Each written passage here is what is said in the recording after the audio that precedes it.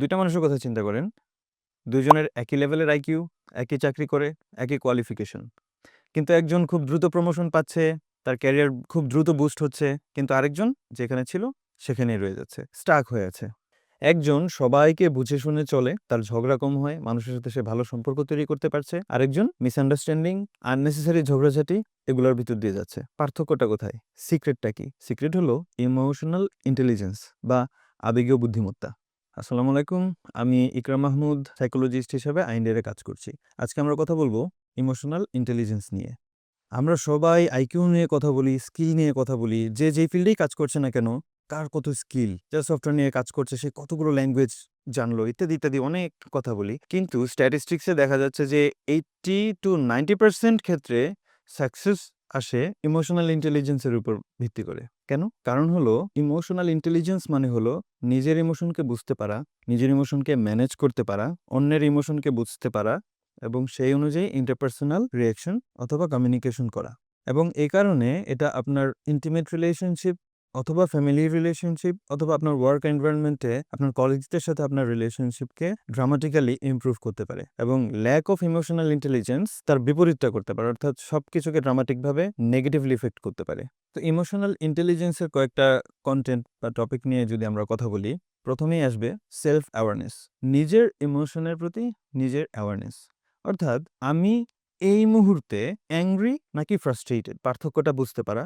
প্রথমত বুঝতে পারা যে আমার ইমোশনটা আছে কিনা, এই মুহূর্তে আমি একটা নির্দিষ্ট ইমোশনের মধ্যে আছি, সেটা কি। ২ নাম্বার, ওই ইমোশনের কাছাকাছি আরো কয়েকটা ইমোশন থাকতে পারে, সেগুলোর সাথে সূক্ষ্ম পার্থক্যও আছে। যেমন আমি বললাম যে অ্যাঙ্গার অ্যান্ড ফ্রাস্ট্রেশন, আমরা অনেক সময় জানিও না যে আমি কি এখন অ্যাংরি নাকি আমি এখন frustrated.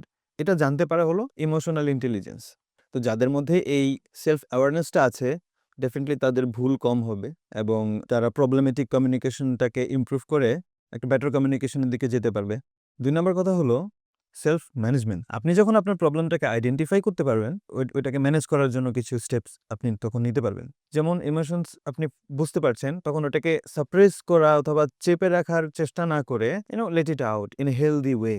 And there are so many strategies, আপনি কিভাবে এটা করতে পারেন। আপনি নিজেও করতে পারেন অথবা আপনি আমাদের কাছে আসতে পারেন। একজন থেরাপিস্টের কাছে এসে আপনি আপনার প্রবলেমগুলো নিয়ে কথা বলে আপনার ইমোশনাল ইন্টেলিজেন্সকে গ্রো করতে পারেন। তো নিজের ইমোশনাল অ্যাওয়ারনেস এবং নিজের ইমোশন ম্যানেজের পরে আমি কথা বলতে চাচ্ছি সোশ্যাল অ্যাওয়ারনেস। আপনার পার্টনার থেকে শুরু করে কলিগস ইত্যাদি, ইত্যাদি যাদের সাথে আপনার ইন্টারেকশন হয় তাদের ইমোশনাল স্টেট বুঝতে পারা। আপনি যার সাথে কথা বলছেন, উনি কোন ইমোশনাল স্টেটে এই মুহূর্তে আছে। যদি উনি অ্যাঙ্গারের মধ্যে থাকে, তাহলে সেই অ্যাঙ্গারের কারণ কি হতে পারে? অথবা উনি কথা বলার সময় নন ভার্বালি আপনাকে অনেক ক্লুজ দিবে। সেই ক্লুজ থেকে আপনি বুঝতে পারবেন যে সে কোন ইমোশনে আছে। ফলে আপনি তার সাথে ম্যাচ করে কমিউনিকেট করতে পারবেন। তাহলে আপনাদের মধ্যে কিন্তু কনফ্লিক্ট কম হবে। এজন্য দেখা যায় যাদের মধ্যে ইমোশনাল ইন্টেলিজেন্স বেশি থাকে, তারা কনফ্লিক্ট রেজোলিউশনের জন্য একজন আরেকজনকে ব্লেম না দিয়ে বরং কিভাবে এটাকে সলিউশনের দিকে নিয়ে যাওয়া যায় সেই চেষ্টাটা করে। ইমোশনাল ইন্টেলিজেন্স বাড়ানোর জন্য আপনি যে কাজগুলো করতে পারেন তার মধ্যে আছে ইমোশন জার্নাল। অর্থাৎ আপনি একটা জার্নাল করলেন। প্রতিদিন আপনার সাথে কি ইমোশনাল ইভেন্ট ঘটছে সেগুলো আপনি লিখলেন এবং একটা ইমোশনের পিছনে কি ট্রিগার ছিল সেটা আপনি লিখলেন। এরকম যখন মাল্টিপল ইমোশনস এবং সেটার ট্রিগার এবং সেটার কারণে আপনি কি বিহেভ করেছেন এগুলো যখন আপনি জার্নাল করবেন, তখন ওইটার দিকে তাকালে আপনি বুঝতে পারবেন বা আপনার সেলফ অ্যাওয়ারনেস বাড়বে, ইমোশনাল ইন্টেলিজেন্স বাড়বে। এছাড়া আরেকটা টেকনিক আছে যেটাকে বলা হয় পজ বাটন। আমি অ্যাঙ্গার নিয়ে বেশি এক্সাম্পলগুলো দিচ্ছি।